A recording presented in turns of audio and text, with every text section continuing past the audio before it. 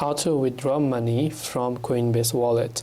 If you want to withdraw money from Coinbase Wallet, it's actually quite very simple to do so. Now remember that Coinbase app itself and the Coinbase Wallet app are two different entities, by the way.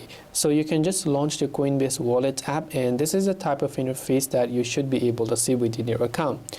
Now what you have to do is you first have to go to the Assets tab. You might be on the home page, but you want to go to the Assets tab, which is this icon from the bottom right of the screen. When you're here, you should be able to see a list of your account in fiat currency that you might have in balances.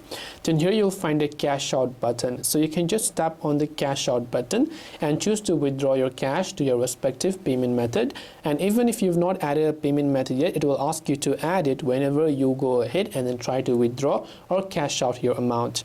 This way you should be able to withdraw money from Coinbase Wallet. I hope that this video was really helpful. If you have got any further questions, feel free to also leave them down in the comment section below. As always, thanks for watching till the very end of this tutorial, and see you soon in the next video.